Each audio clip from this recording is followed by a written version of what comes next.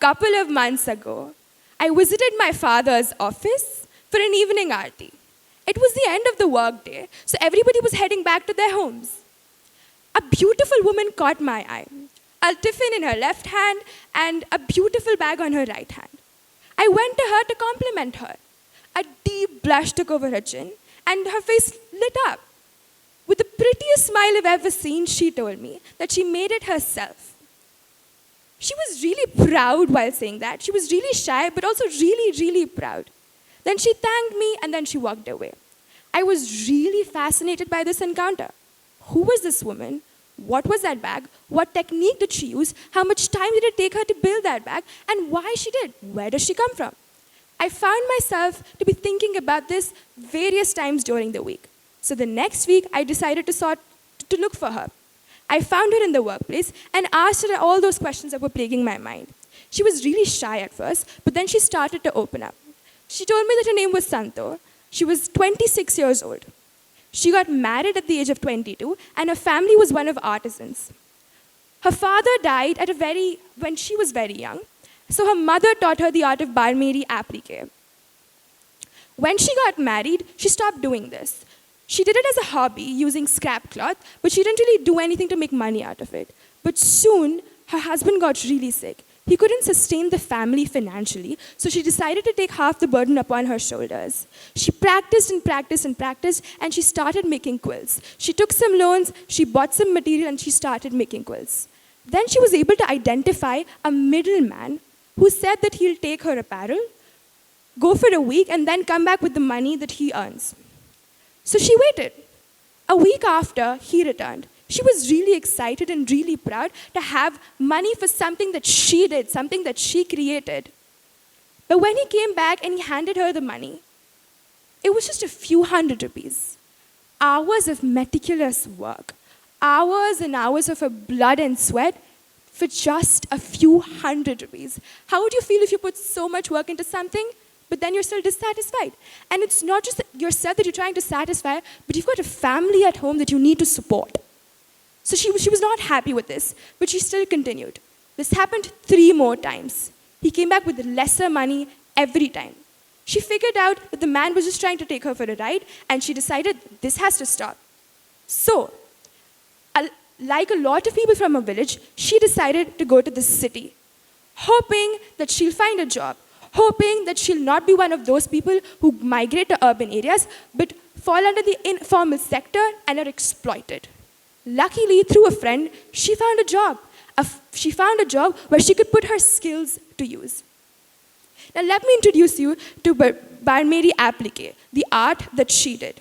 This is a very intricate and vibrant craft originated in Barmer, region of Rajasthan. Historically, it was done to extend the lifespan of cloth. It originated in the West, from Egypt, then to Pakistan, what now is Pakistan, and during the partition of 1947, and because of the mass migration, it came here in India. People started doing it, mostly women, in Rajasthan and Gujarat. In Gujarat, the applique is known as ralli, and in Rajasthan, they do barmeri applique. This is 6 major steps. So first, they design. They design on papers. Then they transfer the design on fabrics through ink, which is washable. Then after they've designed, after they've transferred, then they cut using a chisel and a hammer. As you can see in the second picture, they've got some tools. They use these tools, the chisel and the hammer, to cut the designs into motifs they like. Then they assemble the small fabrics. So there are small fabrics which are then pasted onto a larger base fabric, which is usually white.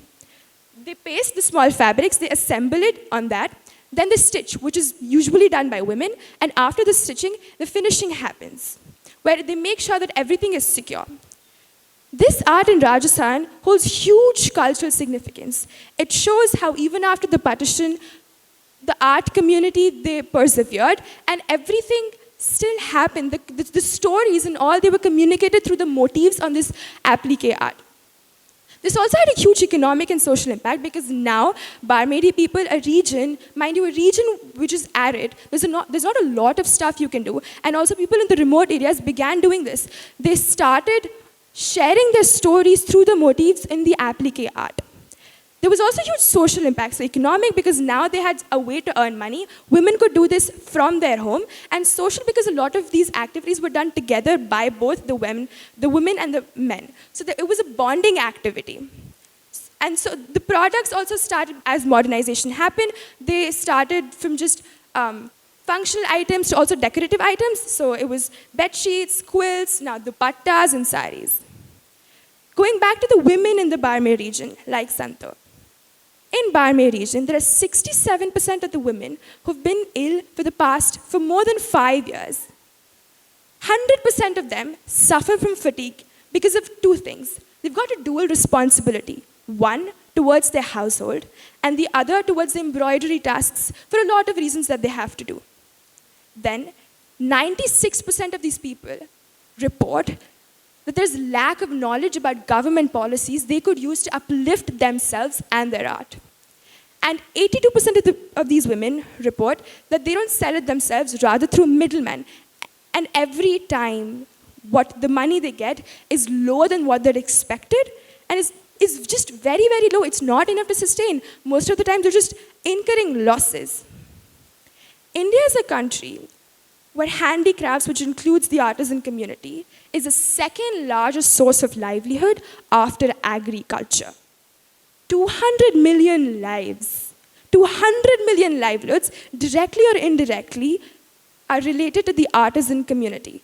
How then can we let them live in these deplorable conditions? How can we let this continue? India perhaps has the largest resources of artisans. This gives us a unique competitive advantage. Rather, but still mechanized goods are overshadowing these things. Mechanized goods are overshadowing these things. The advent of technology, the industrialization happened because we wanted everything to be more efficient. We wanted to satisfy the demand and mass produce. But rather it has got some unintended consequences that we did not hope for, and that is really, really bad for these communities and their livelihoods. The human touch adds a lot of depth and a lot of beauty to these artworks, but now because of mass production, the perceived value of these goods is reducing. It is reduced many folds. Another thing, fast fashion. So, like I said, applique came to be because they wanted to extend the lifespan of cloth. It was something that was very sustainable. But fast fashion, fast speed, and low quality mass production is affecting again their livelihoods and our environment. They're produced and then they're discarded in the flick of a second. But the handicrafts, they've got an heirloom nature. Why? Because it takes hours and hours of meticulous work to craft these. So people want to make full use of this. Another thing, like I said, Santo, the middleman that was supposedly helping her, took a lot of her profits. He was trying to take her for a ride. A lot of women, a lot of people in the crafts industry are facing exploitation and unfair trade, which means they're not being reimbursed for their work and for their time. They're not being paid well enough for their work and the time, and it's all going to waste. So mechanization, industrialization, unfair trade, fast fashion is all affecting this. How is it affecting this? Because now our minds are more focusing on industrialization and mechanized goods, we ourselves, you guys, the generation, all of the new and upcoming generations, the perceived value for these crafts is reducing. We need to change that. If this generation, loses interest in these art and crafts are going to be extinct very, very fast. And if they go extinct, so becomes extinct our culture, our heritage. If these crafts go extinct, there's going to be a huge, colossal hole in our past, in our culture, in our history. And a people without the knowledge of their past history, origin, and culture is like a tree without roots. We don't want this. We can't have this.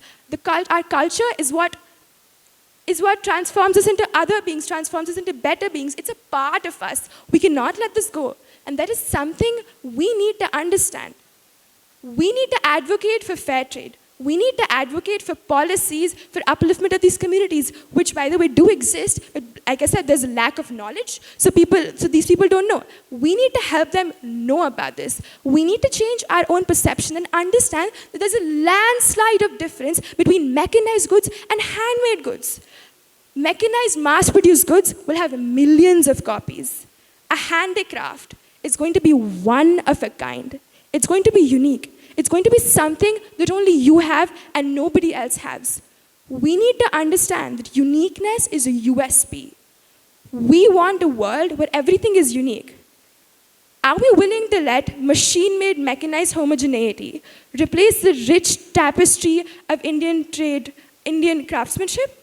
That's not something we can afford. As I said, if that happens, we lose a part of our culture, we lose a part of ourselves. So we need to advocate for these, change our perception. The new generation especially. The artisans are feeling devalued. They feel that and so because they feel devalued, they're changing their professions. Imagine an artist who is really skilled in what they do, what they're supposed to do. But because it's not fetching them a pretty penny, which it used to in earlier times, when kings and rulers ruled the country, there was a lot of patronage for them because they recognize that these arts are important, which we don't. If they change their professions, for example, they become a construction worker or they become a daily wage worker, there is going to be underemployment. Underemployment because they're not putting their skills to full use. There's going to be caliber loss and there's going to be a skill mismatch. People who could be doing so much more, people who could be living up to their potential are now doing something they're not good at. This is not sustainable, but so is craftsmanship.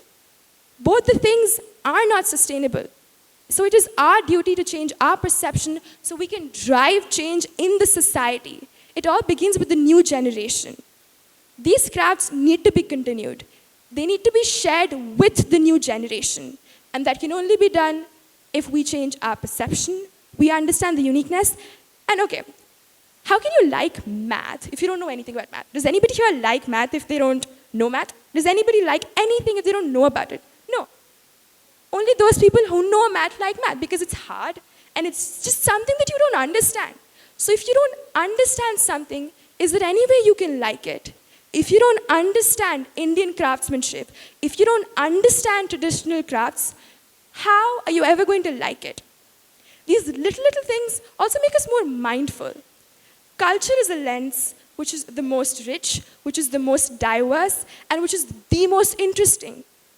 It is upon us to turn their bleak future into something with limitless possibilities. I have a few pictures of women doing the applique work here. As you can see here, there's a huge white base fabric, and then there's a tree motif on it. This shows their livelihood. This shows what kind of flora and fauna surrounds them. They weave their stories. All these craftspersons, they weave their stories. They weave the tales of their communities. They weave stories that have been passed on through generations and generations. And now they've turned it into something tangible that is upon us to preserve. Something tangible that maybe in the future tells more to us about ourselves, how we connect to it. They're a part of us. So we need to understand how are we connected to this culture. If maybe not this, maybe ephemeral arts, maybe other art, maybe paintings, architecture. If not craftsmanship, there are a multitude of other things that our culture has been turned into tangible things and untangible as well, like the ephemeral arts. So it is upon us to look back to our roots and understand where do we come from? How do we fit into all of this? Did our ancestors did craft? Did our ancestors did paintings? Has their culture been turned into something tangible? Can I see their culture in one thing? When we look at things, we do three things. We see, we think, and we wonder. Culture gives us that scope to wonder and wonder more. It lets us think about all of the other things. It takes us to the past. One simple object, and it takes you to the past. It tells you various stories that are so important for us. It tells you so many things, and thus it is so important for us to preserve this. Thus, this is a call for action. The new generation needs to know the importance of culture, needs to know how culture is embedded in these crafts, how these crafts are embedded in our culture. We need to understand the cycle that keeps going because of these tangible and intangible ideas, because of our culture, because of these crafts. We need to understand how important they are, and then we need to try to preserve them. Thank you.